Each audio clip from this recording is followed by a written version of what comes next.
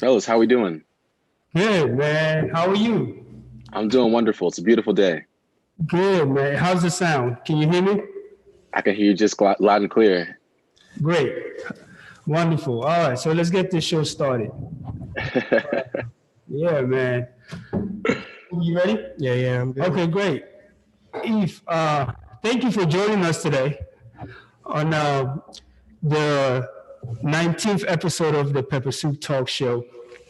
As you know, the Pepper Soup Talk Show is a platform where we wanted to promote um, Black-owned businesses, African diasporas. So this is a platform where we want you to just come and talk about your experience and tell us what you are doing in the motherland. Um, so here's what I always say to the guests. We are honored and excited to have you on the show.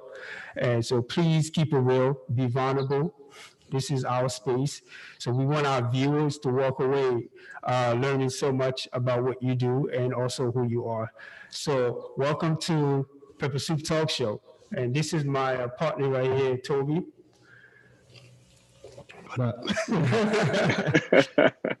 Yeah. So today, folks, as you can see, One Jollof is actually going international. We are excited and honored to have our guest, Efayomi Carr. Eve, welcome to the Pepper Soup Talk Show. Thank you. And Thank you for having me. so first, I'd like to start. Tell us a little bit about where you're at right now.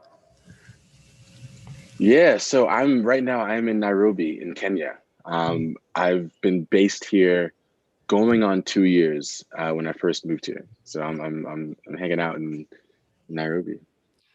That's awesome. I'm looking at that beautiful piece of art behind you. And, so Yeah, that's this is actually done by a woman. She goes by Chowek. She's a muralist and artist who's based here in Nairobi. She's from Kenya, and she's done some really beautiful work around Nairobi. And I asked her if she would do this here, and so I'm very lucky to be able to look at this sometimes. That's awesome. So, folks, we have Eve located in Kenya, and One Jollof is located right here in North Philly. So, as you know, we were just trying to expand, and we're very happy to have Eve here. So, Eve, just to get us started, kick off the ground before we jump into what exactly you do. Let's talk a little bit about yourself and a little bit about your background. I know you personally, but I just wanted to make sure like you let our viewers know who you are, where you're from, where you grew up. And then we also wanted to then you to go a little deeper into why is it that you end up in Kenya right now? Yeah, absolutely. And first and foremost, thank you guys for having me on. It's been cool to watch this develop over time. So I'm happy to be a part of it now. Um, and extra happy because Sek, I've known you for 15, almost 20 years now. And so it's cool to see how our paths continue to intertwine. But maybe I'll go back to there. So I actually grew up in Washington, D.C. My mom is from St. Vincent and my dad is from Sierra Leone. And so when I was a kid, we would go back to Sierra Leone quite a lot. And my mom, she worked for USAID when I was a kid, doing mostly work with infectious diseases. And so she spent a lot of her time in developing markets and mostly in Africa, in South Africa and West Africa. Um, and so as a kid, I was always exposed to these different cultures growing up. Spent a lot of time on the continent as a kid.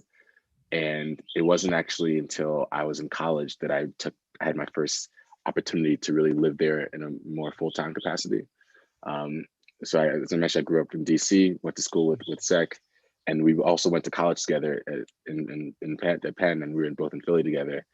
And my mom, I'm the youngest of three kids, and so it's funny when my mom, she spent her earlier career traveling abroad quite a lot, and then she got kids, right? So she got a desk job in DC, and the moment I went off to college, I left high school, she was like, all right, I'm out. And so she went back into the field. She went back to Afghanistan and then eventually Nigeria. And so while my mom was living in Abuja in Nigeria, I actually interned there for a summer. And for me, that was my first chance to really experience living in Africa, being in Africa as an adult.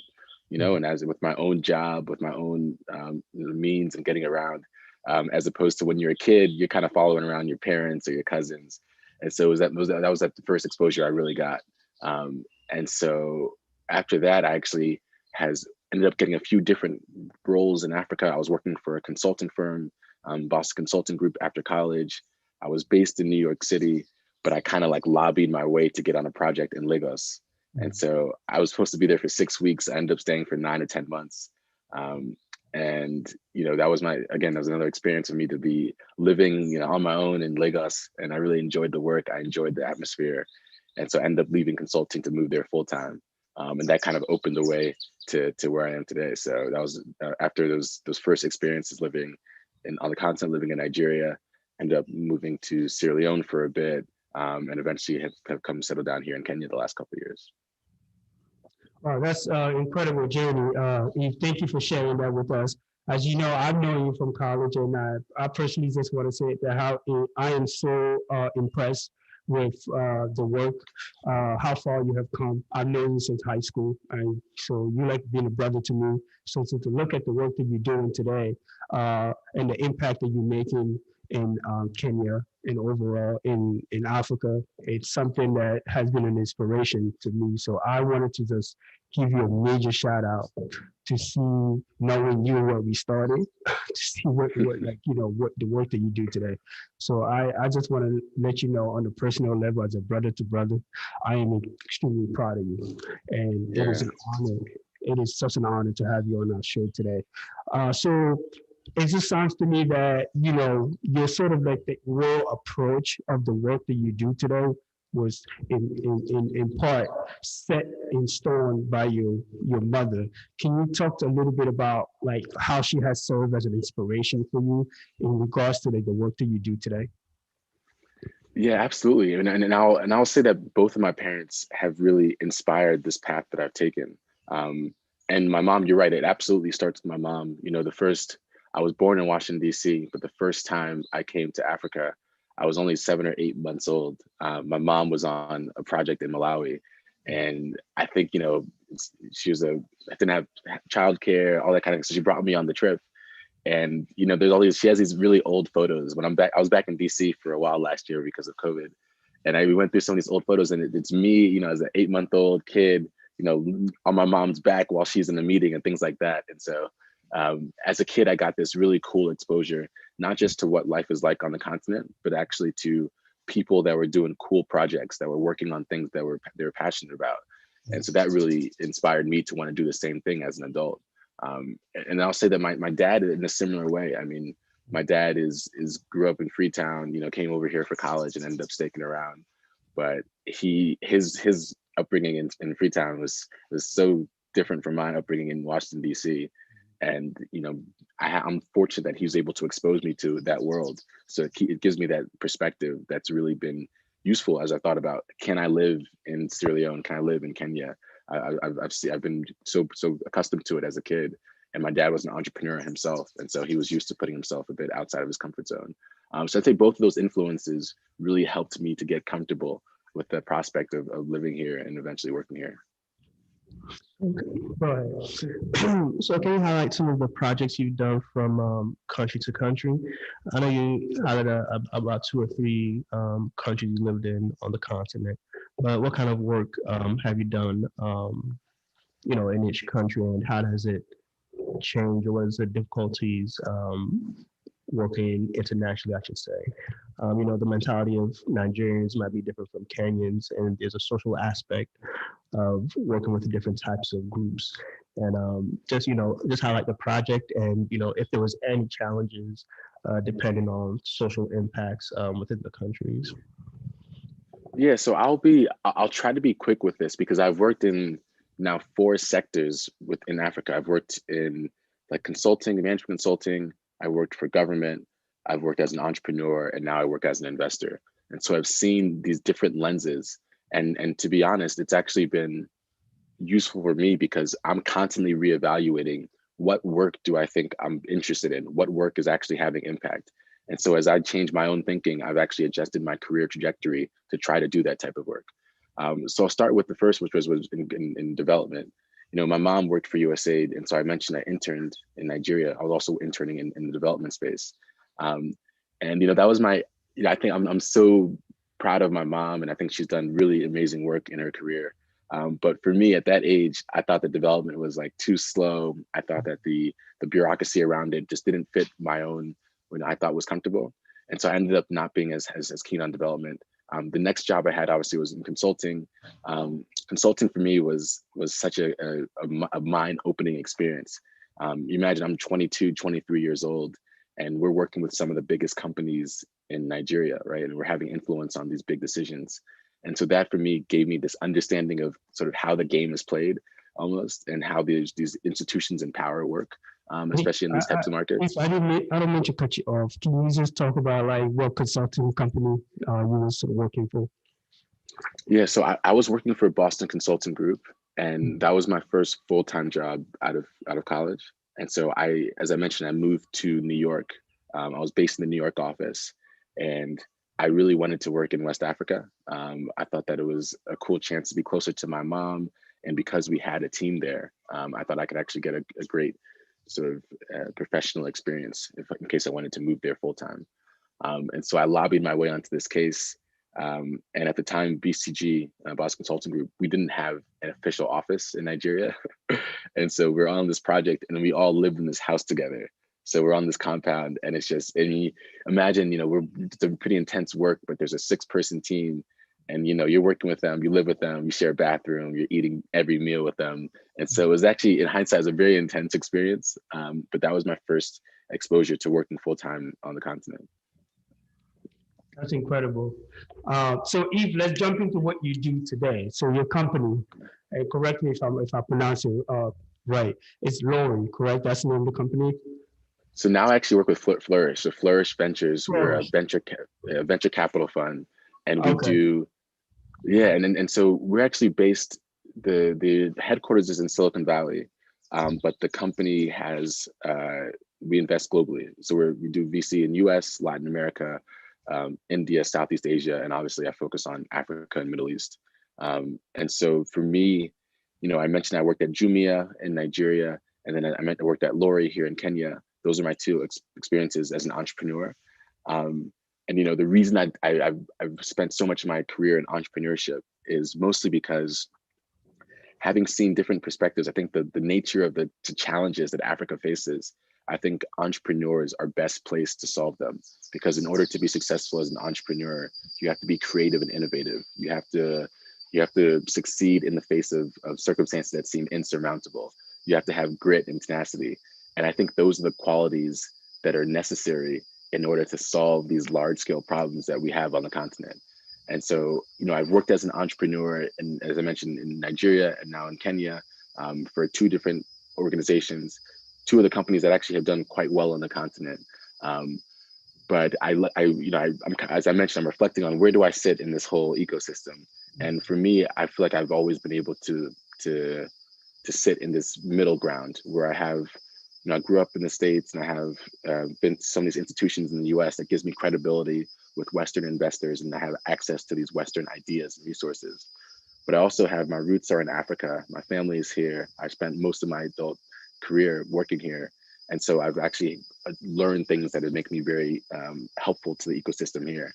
And so in an investor, you kind of get to be in that in-between where you get to raise capital and leverage resources from the first world, and then use that to help and empower people in the developing world. And so now my role is to identify companies, entrepreneurs, and ideas that I think are really interesting, and lend them my support, my advice from my experience, and also capital from these different investors. So that's what I do now. I try to find startups, and then we invest in different companies, primarily in fintech. That's incredible. So Eve, tell us about that. You're looking for investors, startup to provide your knowledge as sort of like as a consultant, and also as someone who able to provide and guide these startup companies or individuals from a financial standpoint. How is that going, and what does that look like right now in Africa? Because usually there's this perception is that there's a lot of talk about lack of infrastructure. Like we can't have a startup in Africa because it lacks the infrastructure, it lacks the education. So what does that look like on the field? And second question that I have too is why Kenya? What is attractive about Kenya that's allowing someone like you to be able to thrive there? Yeah, I mean, maybe I'll take the first question as far as like this, the overall landscape, and then I can double click and go into Kenya a little bit. Um, so right now, I mean, honestly, guys, I think it's the most exciting time in my career to be an African entrepreneur. And I'll say probably for three reasons. I think one, we've seen this infusion of capital, right? One of the biggest barriers for entrepreneurs was being able to raise money. And now we've seen in the last 2 or 3 years an explosion of investors at different stages. You have these angel networks of folks who, folks like you and me who don't have as much to invest, but can pool their funds with different groups and invest in some of these companies. You have these sort of seed funds. A lot of investors, either corporates or international investors, are raising funds to invest in early stage companies and deploying lots of capital. And then the third element is you have these Western investors who have started to really take notice of Africa and see a huge opportunity there. And they're bringing their resources, they're bringing their money. So we really see a great infusion of capital that's sort of empowering entrepreneurs. I think we've seen this, we're at this really cool place, right? Like at this moment of innovation where everyone in the world's been disrupted by COVID. Everyone in the world has adjusted to new ways of operating. And I think entrepreneurs are the best place to take advantage of that because they have to adapt quickly. They have to create new solutions. And so just like in the rest of the world, in Africa, we're seeing a revolution in e-commerce, in digital payments, in retail. Like these are things are all changing right now. And I think we have people to do this because of the third reason. And that is this really cool sort of talent resurgence on the continent. When I first started working as an entrepreneur in Africa was in 2014, 2013, when I first joined Jumia. And Jumia, the reason why I think Jumia did so well in those early days is they attracted so many people like me who were like, I've gone to the right schools, I've gotten all these great jobs in America, and I want to go to Africa, but I'm actually not sure what to do. It seems risky. I don't know any of these companies. I need to have a good salary. I want to go to business school afterwards. And there's all these people who didn't really have many options, right? And Jumia said, you know what, we'll take the ex-consultant that has no entrepreneur experience, but we'll bring you to Africa and give you responsibility and give you a job. And so that was 7, 8 years ago. Now there's so much talent that is coming back to the continent because they realized the upside financially. But I think our whole generation is all trying to find work that we find more purpose in. And so working for Goldman Sachs for 25 years and retiring isn't as appealing as joining a company in Namibia that is like creating these different irrigation solutions, right? So there's all these different ideas that I think our generation is really uniquely positioned for. So I think to your first question, I think now is a really great time to be an entrepreneur and an investor in entrepreneurs in Africa because of those three reasons. And I think it's only going to increase. I think Kenya specifically, so Africa's a big continent, right? And so like I spent my career, my name is Efayomi. And so every time I meet someone, they think I'm Nigerian. And it didn't help that I lived in Nigeria for like 2-3 years, working for Jumia, working for BCG. So everywhere I go, people talk to me in Yoruba, and I'm like, I don't speak Yoruba. I'm from Sierra Leone. I speak Creole. Like, and then to make matters worse, I moved from there to Sierra Leone. And so when I first became an investor, I went to business school in 2015 after I left Sierra Leone, and I stayed there. I was there for 2 years, graduated in 2017, and I went into investing for the first time in the VC and venture capital. And every time I get on these calls with people, they're like, "Oh, you're Nigerian," or like, "Oh, you know Nigeria, but you don't know anything about Kenya. You don't know anything about South Africa." And despite the fact that from an external perspective, Africa is kind of lumped together. In reality, it's very segmented, right? Like there's West Africa, which is kind of dominated by Nigeria entrepreneur space. East Africa, Kenya is the hub for entrepreneurial space. Southern Africa, South Africa, Cape Town is the hub. And then North Africa, Egypt, Cairo is the hub. And those 4 markets are actually quite distinct. And so my intention was to become a Pan-African investor. I don't want people to perceive me just knowing West Africa and not understanding what's going on in other places, largely because I think in the long term, in the medium and long term, we have to be united. These have to be collective solutions to be successful. But that's probably another conversation. But when I was going through my own decision making, I was like, I don't want to be labeled a West African guy. I want to be someone who has this broader perspective. And so that's when I first moved to Kenya. There's no better way to gain experience than to be here on the ground every day. And so I've been here in Nairobi for 2 years now. And I think beyond my personal reasons, which is to get that level of experience, it's such an interesting dynamic market here. Silicon Savannah was probably the first true startup hub in Africa, maybe besides Cape Town, but even then it was very different. So there's this a sort of second and third generation of entrepreneur here, which for me is great because I get to learn from all these people who have been in the scene for quite a long time, while still getting access to new entrepreneurs who are sprouting up here every day. And so, yeah, so I think Kenya is a really cool space. It has a great history, and it's this hub for entrepreneurs. I mean, a lot of the people here, they'll be from, maybe from Nigeria, they'll be from Zambia, they'll be from Zimbabwe. It's actually brought together a lot of entrepreneurs across the continent, which I think in the other markets, like in Lagos, it tends to be Nigerian, tends to be West African. Same with South Africa, same with Egypt. Kenya actually brings people together. So it's a dynamic hub for me to be. Well, go ahead. So for us, that's still in the States and are interested in doing what you do, what's some tips and advice in, getting started? What's some of the, downfalls that happened while you were on this journey, and how, we over here can, do what you do and kind of learn from some mistakes you've learned, transitioning from here to there as an entrepreneur? Yeah, I mean, before even answering what you should, I think the first question I always ask, and I'm this is how I even reflect to myself, right? It's one is, what do I want out of it?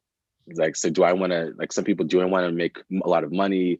Do I want to find myself? Like, is this for a homecoming for me because I've been gone? Do I want to make an impact in this community? So just defining that question is very important. And the second is, what do you bring to the table, right? Because the goal is there's something you want to get out of it, but ultimately it's to help another community or help other people or be a part of it. This other, so being reflective and honest about what you bring to the table is also very useful. And so I think for folks like me, I mean, I always think about, I could have gone a parallel path where I stayed in consulting, I stayed in New York, I maybe went into finance or something and focused on the US. And I'm always like, it's always like, what would my life have been like, or what would I've been passionate by? And the thing is, I would have always had this interest in Africa. So what would I have done? I think there's probably a couple ways that people can get involved. And I would say, there's probably a spectrum of how involved you want to be. I think the most involved is obviously like picking up your bags, moving to the continent, taking a job here, which for a lot of reasons isn't feasible for many people, depending on their own personal activities, the type of work they do. Some work isn't as transferable. There's a lot of reasons why that's not possible. I would say the least you can do is probably be aware, which is just like staying up on the news, reading, interacting with people who are part of that. And then along this gray area, the big spectrum. One way that I first started to get involved was by investing. I think that's probably that's for many people, that's the best way to get engaged for a few reasons. One, depending on when you ask those first two questions of what do I bring to the table and what do I want, if what you want is to have an impact and to have some kind of financial return or financial upside, then it satisfies those conditions really well, right? Because despite the growth of capital on the continent, there's still this huge need for capital, especially for entrepreneurs, right? And so that's one way that you can make sure you are helping to improve the ecosystem and help to create this innovation. And then I think personally, I've invested my career in the space, and I think there's a lot of financial upside because we've seen even this past year, Flutterwave is $1 billion company, unicorn. Paystack was acquired for $200 million. So there's all these financial success stories as well that make it a good investment. So one easy way to start is by, not easy, but I think now there's more and more of these angel networks and investor syndicates to be a part of. And there's even like really small scale investments. Like I joined an investment club in Sierra Leone, that was, not that much money I was 24 years old, and it gave me exposure to Sierra Leone, like the hardships, right? You learn the tough times when like, the sidebar, but I invested in this chicken farm. This is in 2013, 2014. And I remember it was smooth sailing, every quarter we check in, they're hitting expectations, it had grown, they're selling. And then 1 month, I think they used the wrong fertilizer for the grain, and then half the chickens got sick and died.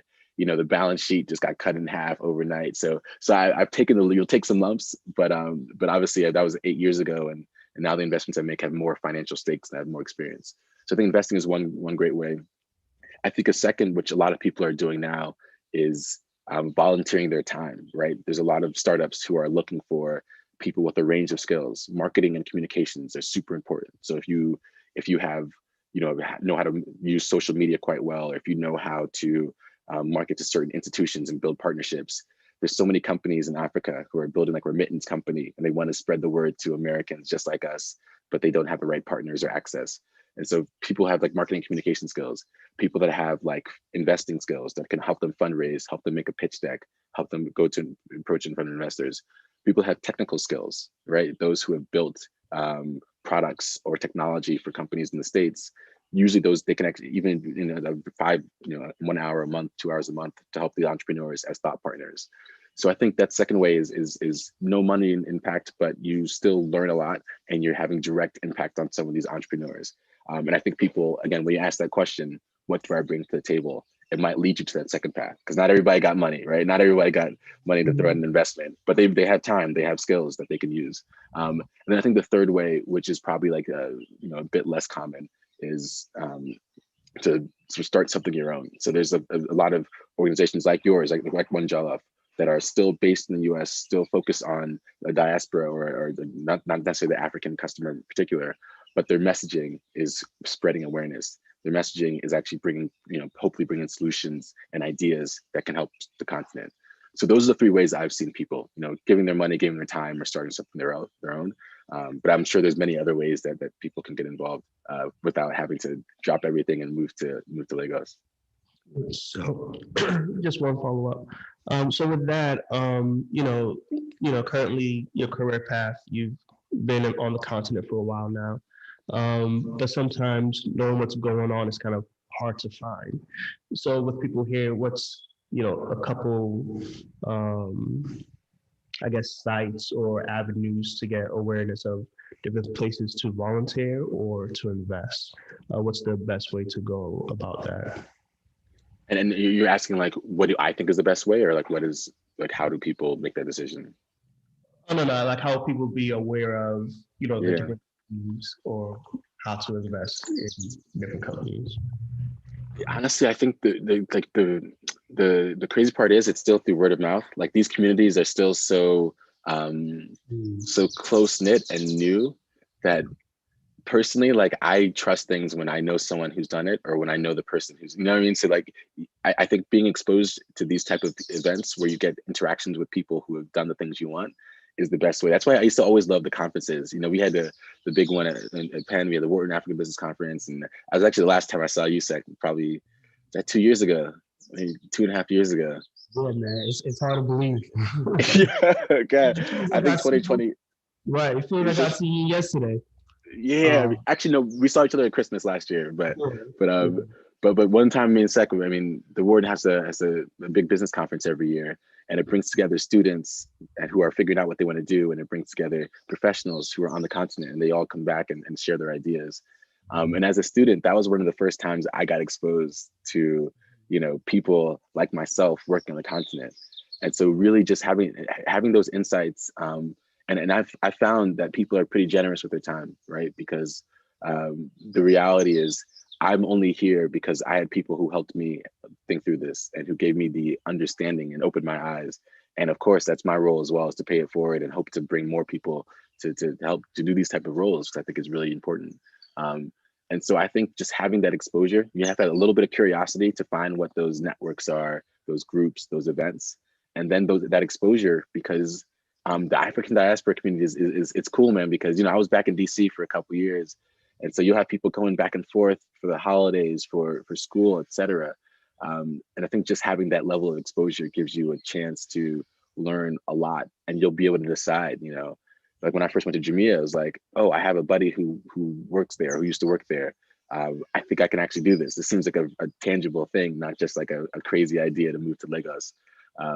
So yes, I think it's really about having that curiosity to figure out, how to learn these things, and then just staying close, like engaging, sending a follow-up email at the dinner table when your cousin's back. Yo, how was that trip? I heard you were in Addis. What was like? That's how we have to build this knowledge together, and we have more links to it than I think we realize sometimes. Absolutely, and it's all about connecting the dot. And I think once you connect the right dot, you realize there's so much power within what we could do when we all sort of like line all the dots together. So, Eve, it's so incredible to hear about your journey and your experience, and your passions to, you know, go to the continent and make the impact that you're doing, because the work that you're doing, it's not only is that you really trying to take the continent to the next level, but you're also changing the narrative, and one thing that resonated with me so far is that you call yourself African entrepreneur. Why do you label yourself as that, and how does that impact uh, others that from the West that view African entrepreneur? Why is that? Why is this so important to you for you to see yourself and call yourself an African entrepreneur? Yeah, I think, an entrepreneur is a very broad term, right? And I think it's really intimidating. You know what I mean? Because people think I'm an entrepreneur. That means, I have to drop everything. That means I'm not getting a salary. That means I'm taking out loans and asking for, no, that's not what I mean. Entrepreneur just means that you are your own boss. You are taking initiative to create something. There's many different types of entrepreneurs. So I think it's important that we destigmatize the word entrepreneur, or maybe don't put so much weight on it. You don't have to build $1 billion company to be an entrepreneur. And within the African community, entrepreneurship is embedded, right? In Lagos, I was always like, everyone I know has a 9 to 5 and a 5 to 9, because like everyone has this side hustle. They're selling wedding shoes on the side. They got a photography business. Everyone's got a hustle. But people don't think of it as entrepreneurship. They think of it as, I need something to make a little bit extra money, but they don't put any weight to it. I really believe if we empower those people, like the ideas that people are coming up with just to survive out of necessity are some of the most brilliant ingenuities you need, right? Because these are people that understand the systems they're part of, and they have the incentive. They need it. They need to provide.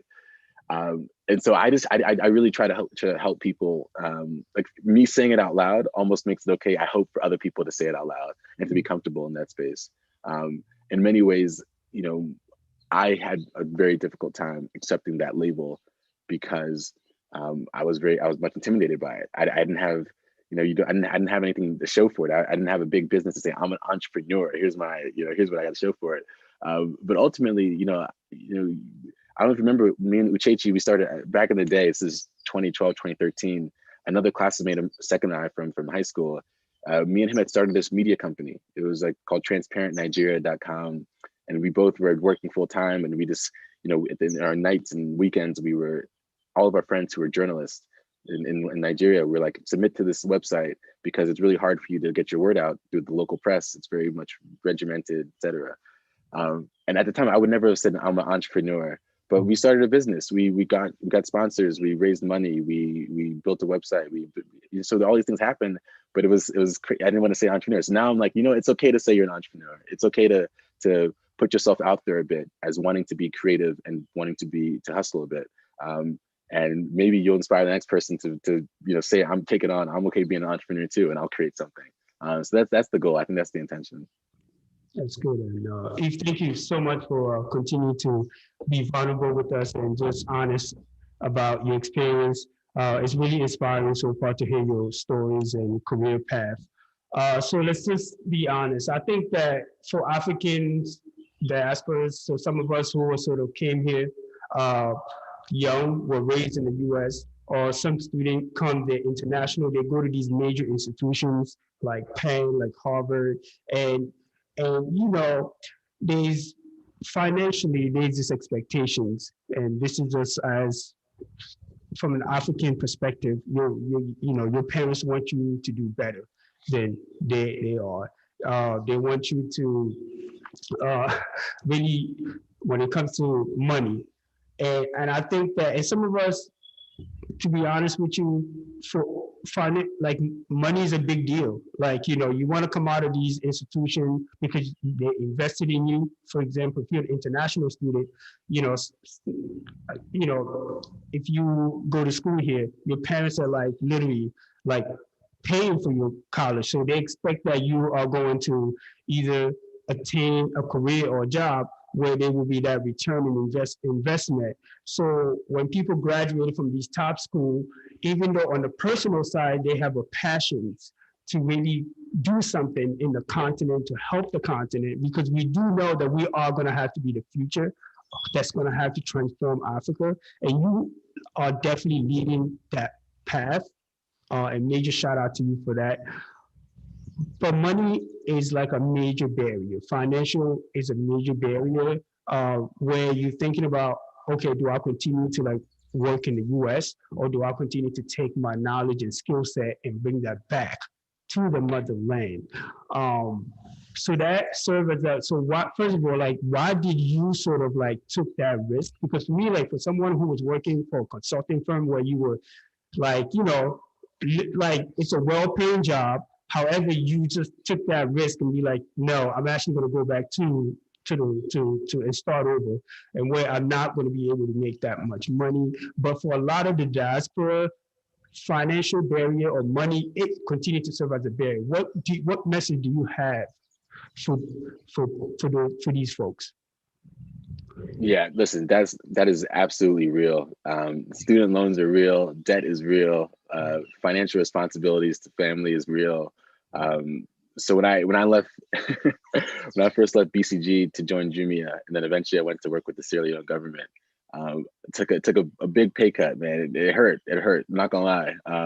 And it was tough for me, especially because I started my career in a really good paying, well-paying job, and I got used to a sort of certain access to quality of life and standard of being able to go out and charge a dinner and not think about it so much. And when when that salary gets cut, you have to think about the next tab adds up a little bit more. So I think for me, I definitely understand that. I would say there's two things I would probably say in response, and the first is that the opportunities for jobs here and careers here that are very lucrative financially are very, very, very much underestimated. Like I know many people who have very comfortable jobs in London and New York, and are able to find similar caliber with similar salary in places that have much lower cost of living, right? So there's a lot of people, a lot of jobs from the more professional services, the finance, the consulting. Most of these firms have pretty much equal pay structures across the different offices, and quality of life in Africa, in many of these countries versus in New York, London, some of the bigger cities is much less. So you can find those same kind of jobs. And then two, a lot of these startups now are, like, as I mentioned, they're well funded. There's the reason why people are leaving Google and Facebook and Apple to work for startups in Lagos and Cape Town and Nairobi is because they're getting a financial upside that if not rivals it, it actually still it's comparable. So one, I would just say that I think there's a myth that if you come to Africa, you have to sacrifice your financial position, and that's not the case, depending on what type of role you do, of course. And the second thing I would say is, I think in the last 12 to 18 months, I started thinking of my own financial future on a much longer time scale, right? As opposed to thinking about how much am I making in salary month to month? What does that afford me? Or how much even on an annual basis? Thinking, what are my financial goals for 10 years down the line, 20 years down the line, 30 years down the line, right? And if you think about things in a longer time frame, it actually really balances out some of these anxieties and concerns, because you realize if you're at a startup, there's a lot of upside if the startup does well. You'll have a lower salary, but you'll have a higher financial incentive if you go public or if you get bought out, which I think is, in the US, people are familiar with that. It's coming in Africa because we're starting to see those exits. But now people realize a lot of financial upside from joining a startup. A lot of people realize, if I'm making $120,000 in let's say DC or something, but I'm paying $2,000 a month in rent, and trying to go to a gym membership, etc. I'm actually making, let's say, 60,000 and having half of that in Nairobi, but I'm paying $800 in rent and my cost of living. So like, and if you think about that on a long time scale, it really helps you rationalize these decisions a bit more and understand that the trade-offs on quality of life and ability to pay down debt and stuff like that aren't as extreme as you think, and there's actually a bit more upside in the long term. So both of those things have helped me make this decision, realizing that I've worked in private equity when I was in Ethiopia and London, and having in consulting with like big firms, big salary, that kind of thing. And I've also been on the other spectrum, like Sierra Leone government. I can tell you guys, they don't pay too much. They don't pay too much. It's not the same as BCG. But you make it work, and you find ways that in the long term you can balance it out. Absolutely. And I just hope, like, as people continue to hear about your stories and experience, and then we sort of, the takeaway is, that it's all about knowing the people who are like on the field, like you in Africa, and who continue to change the narrative. And I just think it's all about these perceptions that we have to continue to change. So hearing your story, it's definitely sounds like there's so many opportunities. And I love the fact that you say, like, let's not look at these opportunities in the short term, but look at these opportunities in the long term, right? Because it's a long-term game. So I appreciate you for really thinking big, because I do think that that's what we have to do as the African diasporas who are sort of based in the West, in the US. It's just like it's understanding to think about the short-term goals financially, to just because we got family obligations, we got personal loan and stuff like that. But sometimes it's hard to think in the long term, but we have to think big. We got to shoot for the star, because these are the possibility, the opportunities are there. If let's pivot into the current situation right now, let's talk about the pandemics. So the pandemic came from a global perspective, shut the world down. How has the pandemics impacted you personally, and how did it impact your business and your work? So these are 3-4 questions here. So let me know if you need me to pause.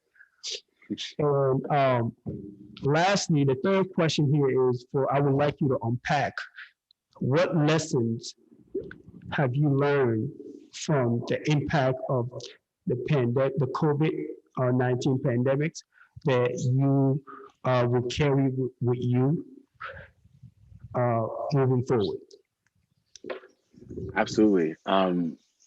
So I think I'll start by saying a year ago, I was at Lori Systems, as you mentioned, which is a startup here based in Nairobi. It's a B2B logistics company. So we coordinate long haul trucking and freight across Africa. We're active in 10 or 11 countries.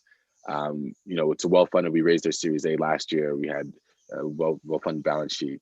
But I was acting as the CFO of the company when COVID hit. And, we were in long haul trucking and moving of goods. We moved 30% of the grain across all of East Africa, from the port of Mombasa to various places in Dar, et cetera. And it was tough. It was really tough, right? I mean, we had to figure out a way to rejigger our business. At one point, the Kenya-Uganda border, which is the most active border from a freight corridor, because it's all the goods from Mombasa. That's how they get to the rest of East Africa, as they go through Uganda often, and they get into Sudan, et cetera. And there was a 7-day delay to get across the border, because every truck driver that go across the border had to get a COVID test, and they ran out of COVID tests. And so, if you imagine 25 to 50% of our business is not active for 7 days in the middle of a pandemic when cash is already tight. So some stressful nights at that time. I think every entrepreneur, everyone went through this similar period of just complete despair almost, and not understanding how their business would be affected in March, April, May of last year. I think what really inspired me was the resilience of entrepreneurs and of Africans in general. I mean, I think, in Kenya, we had a strict lockdown, 7 p.m. curfew, borders closed, all that kind of stuff. But people still make it work. People still find a way. People adapt, which is why why I'm so inspired by entrepreneurs. But as Lori, we adapted, we changed our model. We found new ways to monetize our business. We ended up getting this big contract slash partnership with Imperial, which is the biggest logistics company in Africa. They're based in South Africa. And so we had this digital solution. So we adjusted, right? We figured out ways to work. And I think, as I think about me personally, like I had to go through this really challenging experience where I got to learn so much and push myself to in those uncomfortable positions. But really figured out like, where is the threshold? How do people work in these tough environments? How do people figure out things in the worst circumstances? And then it taught me about how to adapt. And so from a professional perspective, I've since moved from entrepreneurship back to the investing side. And I'm looking at the same things. How are entrepreneurs adapting? As I mentioned, I think COVID has created this really cool opportunity, especially for these digital startups, right? Because people are adopting technology in ways that they would never have without a pandemic. And so I'm looking at entrepreneurs like, all right, so how have you adjusted? How has your business model adjusted? Have you been able to personally withstand some of the stresses that are going to happen? Because this is real. People have been affected personally, family members have been affected. How has that affected your business and your ability to operate? And so I'm being a bit more discerning about how I interact with entrepreneurs as an investor, just because I recognize some of the, what this means for a business more generally. And then you said you'd give me a chance to re-ask you. What was the third question, the third fold? The twofold I can do, threefold, my brain's not big enough for all that. Right.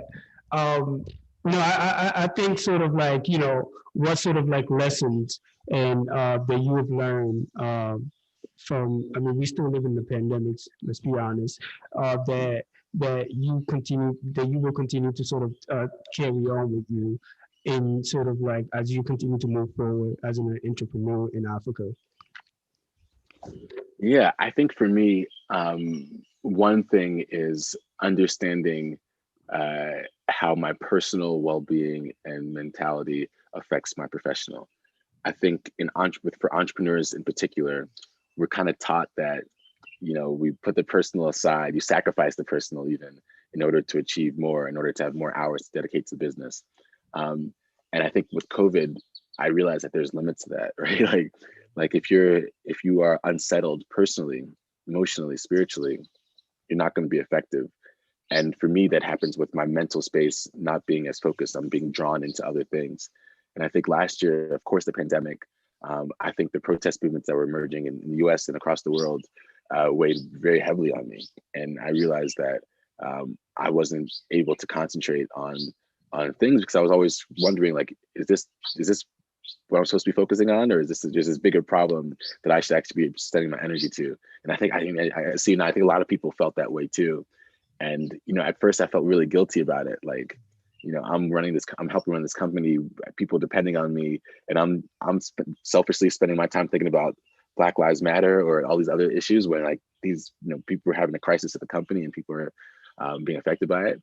But I think I learned over time, this is a very gradual, and I'm still doing it, to be a bit more patient and compassionate with myself, and accepting sometimes that, when things aren't going right, it's not the fault of your own. You just have to understand that things aren't always going to go right, and you have to accept it, and you have to figure out a way to move past it. And so my biggest lesson learned personally from COVID was to be a lot more patient with myself. And I think entrepreneurs in general, I've been trying to preach this to a lot of the folks that we work with, which is like, in entrepreneur, you have the highest highs and the lowest lows. And often when you have those lowest lows, you take that on yourself. And a lot of entrepreneurs, a lot of great entrepreneurs, when they get those high highs, they actually distribute it. And so you actually put much more pressure on yourself and much more hurt on yourself than you allow yourself to appreciate. And I've just tried to be like, it's okay to have those low lows, and to realize that, you'll bounce back, and you can have that affect you, and you can accept that that's happening without having any of this sort of guilt that we have. So that's been one of my important lessons learned, and I hope that I can share that with entrepreneurs as well, because that's one thing that I think we don't talk about a lot, especially in some of these difficult industries, especially in Africa as well.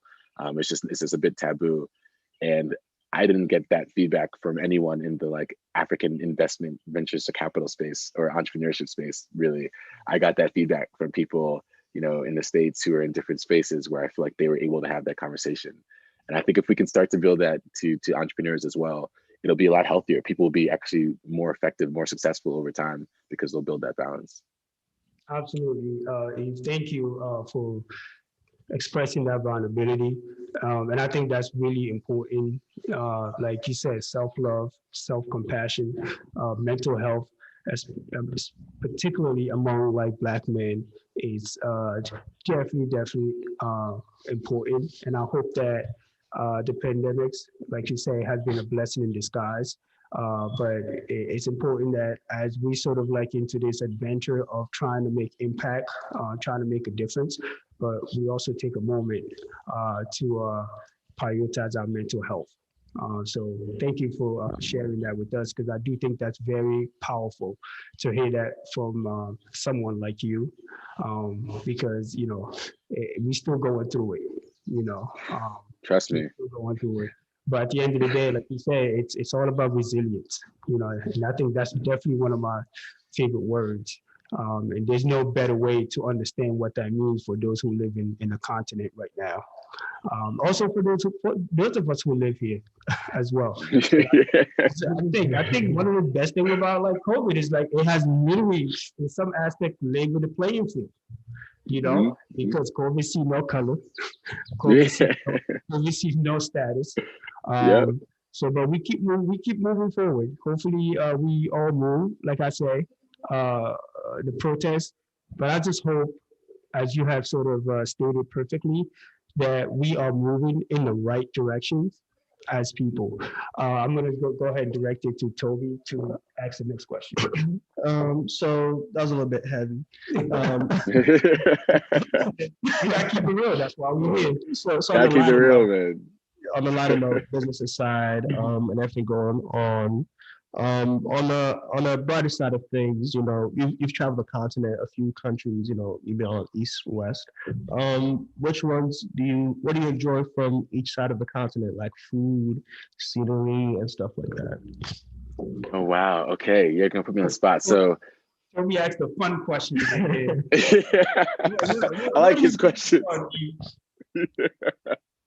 No, mostly reading now. Okay.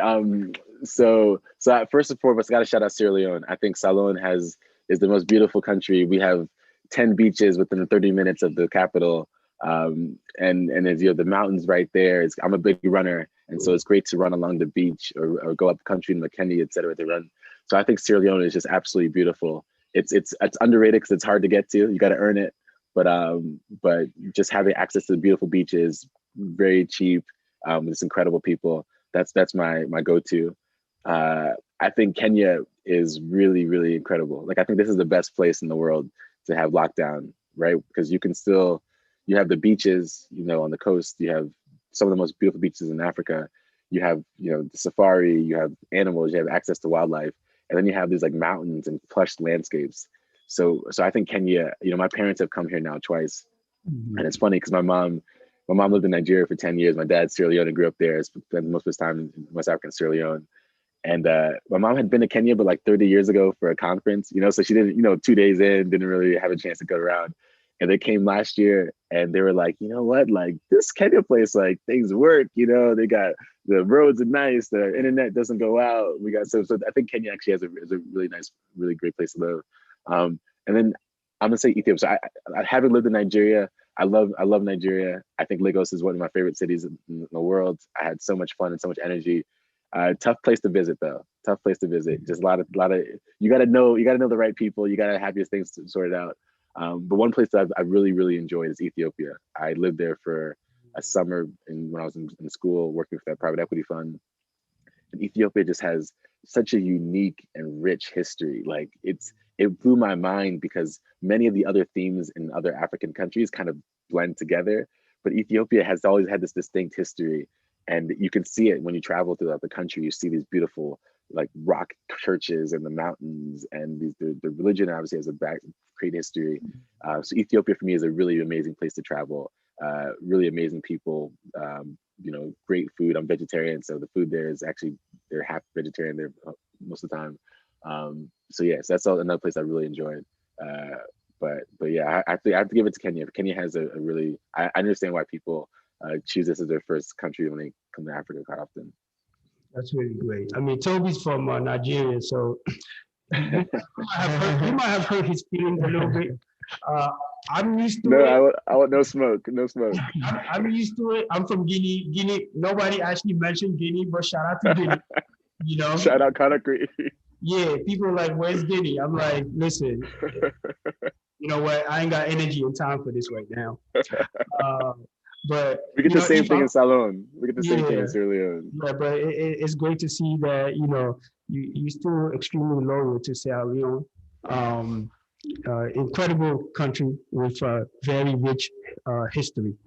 Um, Absolutely. and I follow Eve on Instagram and social media. So I'm always like, man, I love like the outdoors and the scenery. Like, so please keep that up.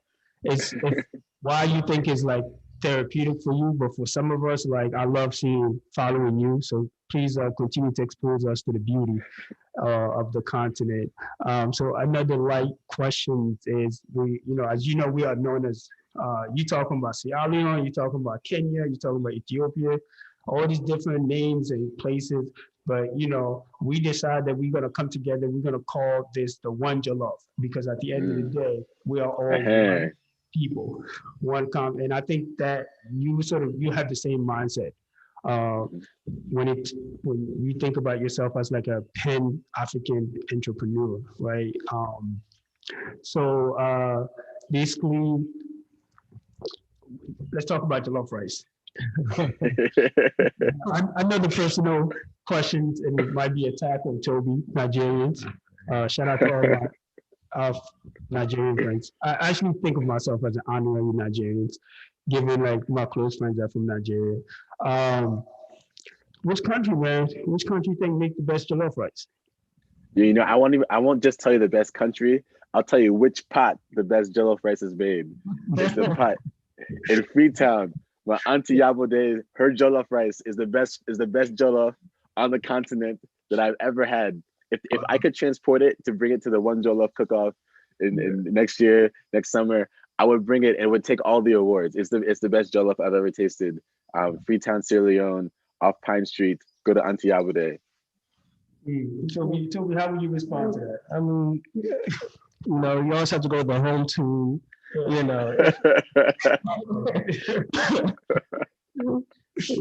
but I'll give it to you for now. Yeah. I stay neutral.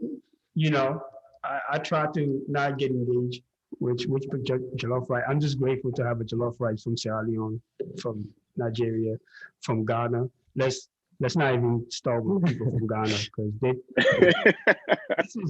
I'm just saying, this is just an emotionally charged question, right? You gotta be careful. Keep my mouth shut.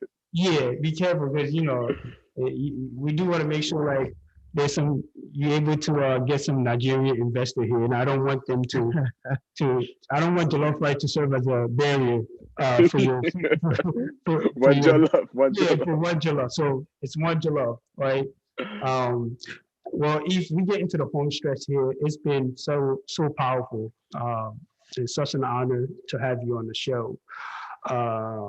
You know, like I said, for me, being in this space with you today, it's really inspiring from someone who knows you from on so many levels, on so many stages.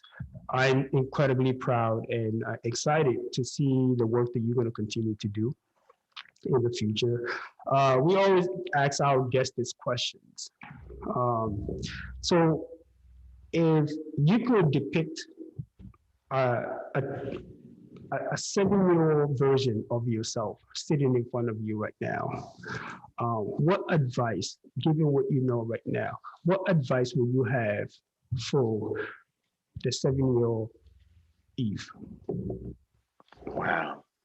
I mean, you remember old Eve, 7-year-old Eve. He was, man. He troublemaker, man. You couldn't tell him anything. I would sit him down and I would tell him that it's okay to be uncomfortable. I think, growing up in DC and being part of many worlds, right? Because we were part of so many different worlds, from from the home life to what you were at school to what you were on the athletic field. you have to adapt these different identities. And sometimes in order to do that, you have to really get out of your comfort zone. And so some people will say, I don't want to do this experience because it's too uncomfortable. I don't want to join this group or, try out for this position because I don't know if I'm going to make it. And I think that was probably the one thing that held me back from coming to work on the continent, was like, I don't know if I'm going to make it. I don't think it's going to be uncomfortable. And by and large, pretty much throughout my entire life, the times where I put myself in uncomfortable positions are the times where I've had the best experiences, where I've learned the most and grown the most as a person. And so I would just encourage my 7-year-old self to embrace that discomfort and not shy away from experiences because you're uncomfortable. Thank you for sharing that, because that's very important. It's all like, because right now you have so many tools that you wish you had when you were younger, and it's important that we wish we had some of these tools so that we could continue to just really move forward. So thank you. That's really great. So we have a question here for you as well. There's this crypto space. How is like crypto impacting the countries and the continent, and are investors interested or really buying into this whole crypto startup? Yeah, I think there's probably a few different ways that crypto has already had a bit of impact, right? I think the first and foremost is it's been used as an investment tool. So people that have volatile or meager investment opportunities have started to invest in Bitcoin for years now as a means of generating return. That's one. I think the second, it's been used in like this remittance space. So people are trying to find uses of it that can leverage the technology to create different solutions. And then I think third, it's actually being used for these like broader solutions, like as a means of sort of keeping track of who owns land, because the blockchain is kind of like, because we've always had sort of fuzzy institutions. So I think there's a lot of different applications for how crypto is being used on the continent. I have an investor hat on, so I'm always looking for the solution that I think can scale and it can provide utility in the long term and can be monetized, which is really, a lot of it has been in the remittance space. So I think people have realized that crypto for now is a bit too volatile to be a stable currency for remittances, but some people are finding workarounds, at least largely on the bulk transfers of cash, not the sort of peer-to-peer. So I think there's tremendous potential as far as how can you leverage cryptocurrency to rebuild institutions that are already faulty, right? Like this idea that because many governments have inaccuracies in how the information is captured, could crypto help that? Could we use this as a means of that? So I would say I don't have a very like refined thesis on where do I think crypto is going on the continent.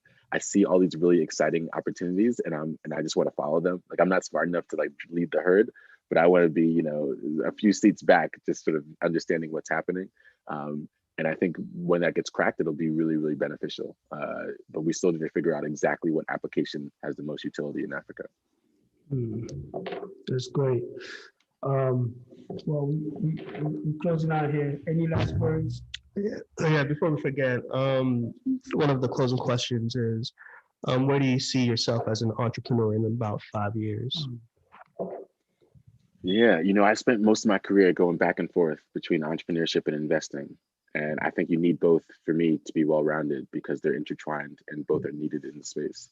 I see myself going back at the entrepreneurship side. And as I think about the major challenges that I see on the continent, I would love to help develop solutions that are now more pan-African. So I would love to start thinking about, because most of the things that most entrepreneurs now, or for the last 10 years, I would say, has been country by country. Because there's 54 countries in Africa, each government has different regulation. Each country has a different telecom, different banking structure. So you have to go bit by bit. I would love to be part of a solution that unites different markets in a seamless way. I think we tried that with Lori, and we still are, as far as logistics, trying to equalize logistics. I think it's happening in Fintech, with different companies trying to do mobile money and challenger banking services across borders. I think that's what I would like to be involved in, and I think that's where the continent's going. And the second piece is like leveraging my being a part of two worlds. I really do want to start playing more of a role of uniting African diaspora to the African community, and helping to unite those communities. I think to your point, what we were talking about earlier, there's so many people who want to be involved, to invest their time and skills and talents, but don't really know how. And I'd love to sort of open that door a bit more to bring more resources back to the continent. It's great. Eve, we appreciate you. Thank you for being on the Pepper Soup Talk show today. This is just a first episode or first show with you, but definitely know that we're gonna follow up with you maybe 3 or 4 years from now on. We'd love to have you back on the show. Anytime, man, anytime. This is just part one. I definitely think there need to be part two. You doing bigger things, bro. Like I'm just excited. I'm excited where you and your company, where you're gonna be in a couple of years from now on. So for our viewers, if they want to sort of like follow you or get in contact with you or follow what you're doing, really like interested in like finding opportunities in the continent that really meet their expectations, where can they sort of like, get these information from you? Yeah, follow me on LinkedIn. I think I try to respond to every LinkedIn message I get, just to make sure that I can consider opportunities. So feel free to follow me on LinkedIn. I post quite often. Unfortunately, I'm not so active on Twitter, but if you want to follow me on Instagram, you'll see a lot of videos of me running around, training for marathons in hopefully tropical locations. So, but beyond that, yeah. And then of course, feel free to reach out to me through SEC or, these are brothers. So I'm always happy to touch base. Absolutely. You just inspired me today to update my LinkedIn page. I'm not updating my LinkedIn page in a decade. But now I'm like, after talking to you today, I'm definitely going to be over there updating a few things here, and definitely put in like, I had a great conversation for Eve today on One Jello. That would be part of my resume as a reference. I hope so. Well, Eve, thank you again. I think in a couple of weeks, I look forward to seeing you in person in DC. So it's always great, always great to see you, brother. Take care of yourself and just keep doing what you're doing, man. One step at a time. You appreciate both of you. Keep going, One Jello. I'm always be a fan and supporter. So anytime, just let me know.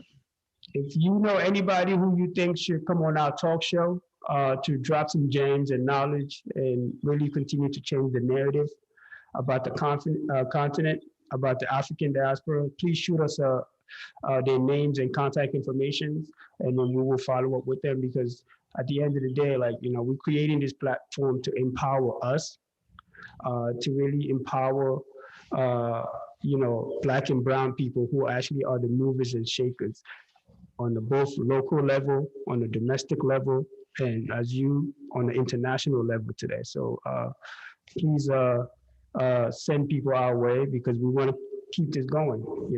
It's all about the story, and I love the fact that the story was written for us. We went to school and we read the narrative and story of Africa written by people that were not part of the culture. So now I love the fact that we here now, we are rewriting that story, So thank you for being part of the story that's rewriting the narrative about the continent.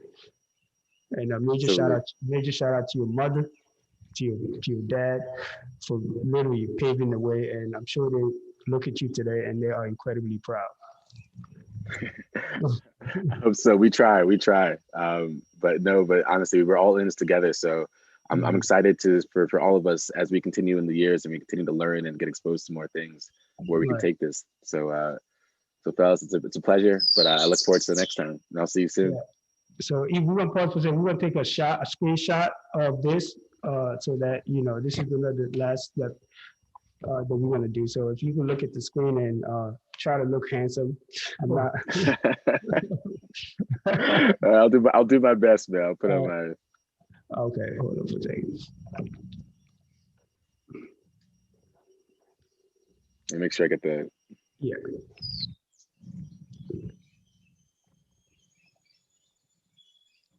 You ready? Yeah. It's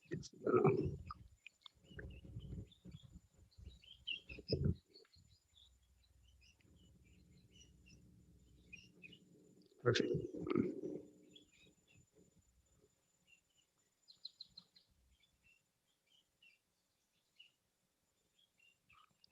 Oh no, I'm trying to get it. I Okay. was gonna say it's not. Hopefully, I'm looking handsome. I hope that's not the problem.